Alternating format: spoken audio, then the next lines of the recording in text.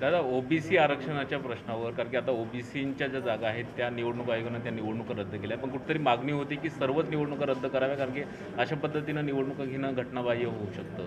खरं 4-5 राज्यांच्या मध्ये अशाच प्रकारचा प्रसंग आलेला होता, त्यावेळेसचा निकाल न्यायव्यवस्थेचा वेगळा लागला आणि आपल्या महाराष्ट्राच्या संदर्भातला निकाल हा असा देण्यात आलेला आहे. आपण ज्याच्यात दुरुस्ती केलेली होती तो कायदा खारिज केलेला नाही, मात्र ओबीसीच्या जागा ज्या आहेत त्या निवडणुका थांबवल्या. तुम्ही ज्यावेळेस कुणी राज्याचं नेतृत्व करत असता किंवा कुठल्याही पक्ष संघटना त्या राज्यामध्ये काम करत असतात त्यावेळेस सर्वांना बरोबर घेऊन जायचं असतं. महाविकास आघाडीची भूमिका देखील तीच आहे. पण आता बाकीच्या निवडणुका ओपनच्या आणि SC STच्या होणार आणि ओबीसीच्या होणार नाही, हे काही न्यायाला धरून नाही आहे. महाविकास आघाडीची पण भूमिका हीच आहे की मग घ्यायचं असेल तर सगळ्याच निवडणुका घ्या आणि थांबवायच्या असतील तर फक्त ओबीसीच्या ऐवजी सगळ्याच निवडणुका थांबवा. उद्याच्याला पुढच्या निवडणुकीमध्ये ओबीसीचं आरक्षण काढत असताना कुठण्यातनं ओबीसीचं आरक्षण काढायचं, काय करायचं, हा असा बरेचसे त्याच्यामध्ये यक्ष प्रश्न निर्माण झाले. म्हणून पुन्हा टॉपचे वकील लावून काल भुजबळ साहेबांना देखील दुपारी दिल्लीला पाठवलेलं आहे. दिल्लीमध्ये आमचे जे काही वकील आहेत, जे वकील ही भूमिका मांडत आहेत, आम्ही ॲडव्होकेट जनरलची पण चर्चा केली. राज्य सरकारने ॲफिडेविट करत असताना काय करायचं हे मुख्यमंत्र्यांच्या उपस्थितीमध्ये मंत्रिमंडळाने चर्चा करून त्याबद्दलची गाईडलाईन दिलेली आहे. माझ्या माहितीप्रमाणे 13 तारीख दिलेली आहे, परंतु 13 तारखेपर्यंत न थांबता आज देखील आपल्याला तिथं काही इंटरव्ह्यू करता येईल का, अशा प्रकारचा आपला प्रयत्न तिथं चाललेला आहे. पण ह्या ओबीसीच्या दिलेल्या निवडणुकीचे जे आरक्षणाच्या बद्दल ज्या निवडणुका थांबवण्यात आलेल्या आहेत त्याबद्दल कारण नसताना विरोधी पक्ष गैरसमज पसरवण्याचं काम करतो आहे. वास्तविक कुणी सरकारमध्ये असलं तरी त्यांना सर्व घटकाला पुढंच न्यायचं असतं. त्याच्यामुळे कुठलाही सरकार कुणावर अन्याय करावं या विचाराचं अजिबात नाही.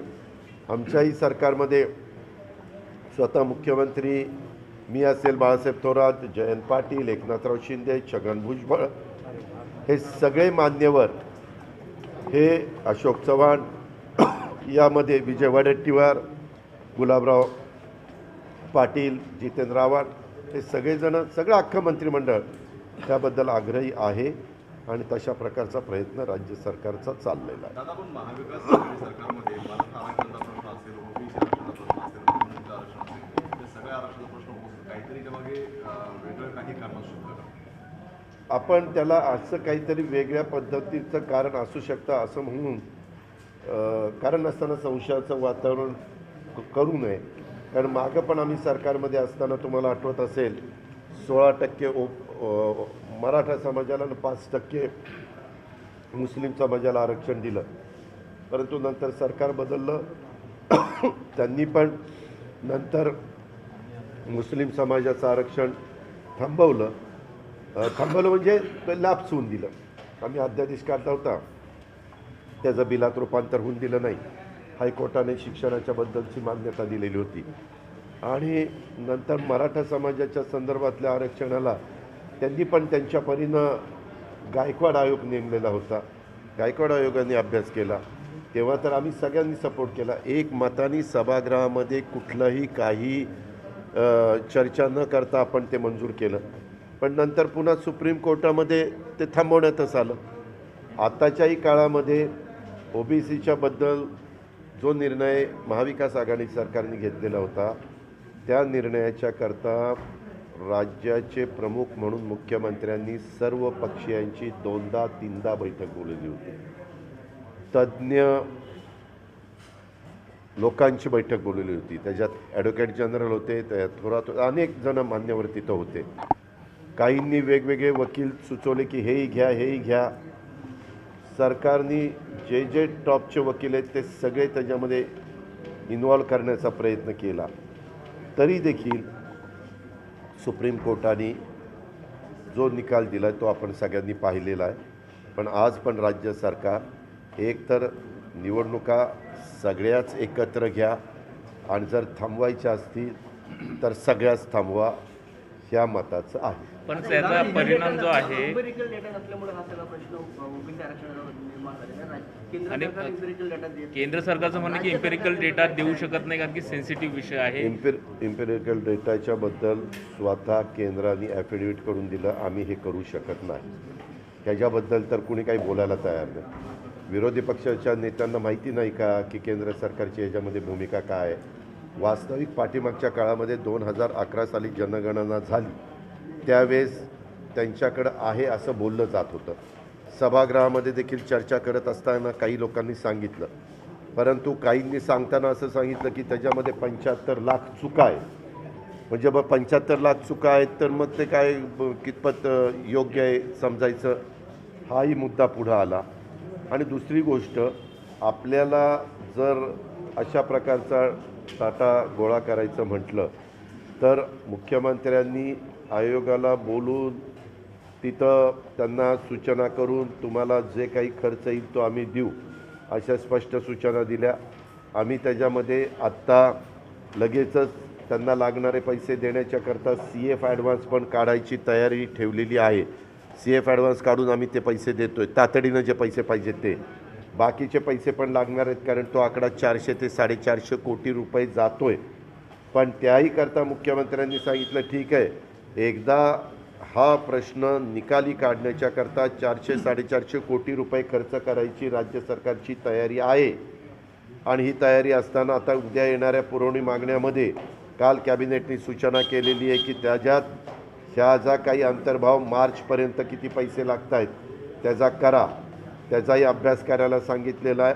आणि किती मार्चपर्यंत त्यांना पैसे लागत आहेत तेवढ्या पैशाची तरतूद करण्याची राज्य सरकारची भूमिका आहे. एक सामाजिक डेटा तातडीने मिळावा म्हणून काही पावलं उचलणार का? काय? आयोगाला काही विनंती करणार की लवकरात लवकर नाही नाही, त्याच्यामध्ये एकदा आम्ही त्यांना निधी दिल्यानंतर शेवटी आयोगाला आपण विनंतीच करू शकतो.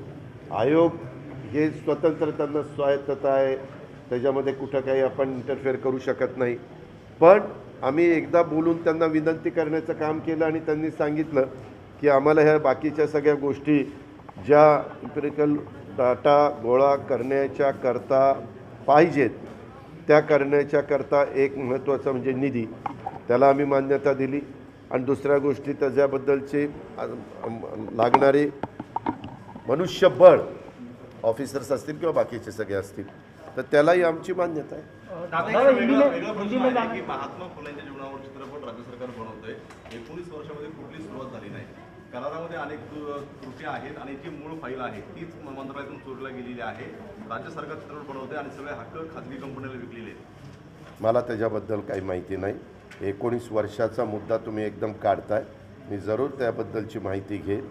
कारण ह्या अशा कामाच्या संदर्भात सहसा भुजबळ साहेब फार आग्रही असतात, खूप मनापासून त्याच्यामध्ये लक्ष घालतात. आत्ता पण आमच्या पुण्याचा भिडेवाडा असेल किंवा इतर तिथलं जिथं आपण महात्मा फुलेंचं आणि सावित्रीबाई फुलेंचं स्मारक केलं तिकडचा सगळा परिसर ॲक्वायर करून तिथं एक चांगल्या प्रकारचं काम करायचं असेल, ह्या सगळ्याच्या बाबतीमध्ये किंवा आता नायगावला आपण शाळा मंजूर केली आहे, तिथं पण मी लवकरच तारीख आम्ही देणार आहोत, तिथंही भूमिपूजन करायचं.